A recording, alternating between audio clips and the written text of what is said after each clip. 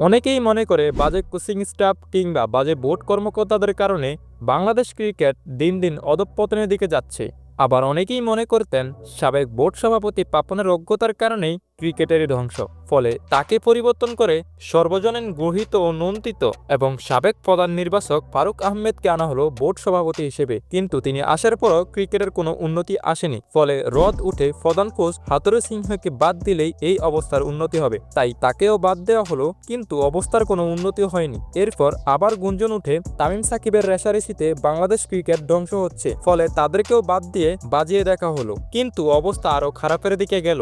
তাই এভাবে যত পরিবর্তনই করুক না কেন কাজের কাজ হবে না বলে আমি মনে করি। তার মূল কারণ, যে জায়গাগুলোতে পরিবর্তন করলে দেশের ক্রিকেটের উন্নতি হবে সেখানে কোনো কাজ হচ্ছে না। দর্শক, আমার মতে যেসব জায়গাগুলোতে নজর দিলে দেশের ক্রিকেটের উন্নতি হবে তা হলো: 1 নাম্বার, দেশের ঘরোয়া ক্রিকেটের মানের অবস্থা খুবই বাজে। ক্রিকেট বোর্ড শুধু জাতীয় দল নিয়েই পড়ে আছেন, কিন্তু জাতীয় দলের পাইপলাইন শক্তিশালী হয় ঘরোয়া ক্রিকেটের মান ভালো হলে। কিন্তু ঘরোয়াতে বাংলাদেশে খেলা হয় না বললেই চলে, যার কারণে ক্রিকেটারদের স্কিল ডেভেলপমেন্ট হয় না। ফলে শান্তরা জাতীয় দলকে স্কিল ডেভেলপমেন্টের জায়গা মনে করে 200 বছর খেলে খেলার স্কিল ঠিক করে। 2 নাম্বার, স্কুল কলেজ পর্যায়ে আগে যেমন প্রতি বছর আন্তঃ টুর্নামেন্ট খেলা হতো, ফলে সেখান থেকে ভালো খেলোয়াড় বের হয়ে আসতো যারা পরবর্তীতে জাতীয় দলে নেতৃত্ব দিত।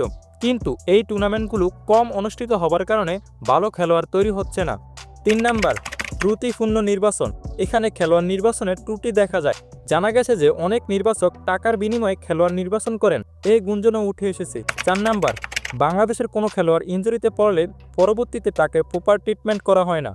এর কারণে অনেক প্রতিভাবান ক্রিকেটার ঝরে গেছে, যাদের প্রপার ইউজ করতে পারলে বাংলাদেশ আজকে এই অবস্থায় থাকতো না। যেমন সাইফুদ্দিন ছিল দেশের অন্যতম সেরা পেস অলরাউন্ডার, মাশরাফির জায়গাটা সে ভালোভাবেই আয়ত্ত করতে পারত। ইনজুরিতে পড়ার পরে সে আর জাতীয় দলে কামব্যাক করতে পারেনি।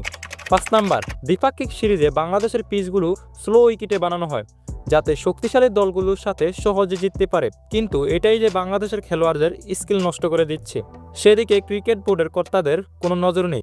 স্লো উইকেটে বল করার কারণে বাংলাদেশের খেলোয়াড়রা নতুনত্ব শিখার আগ্রহ হারাচ্ছে।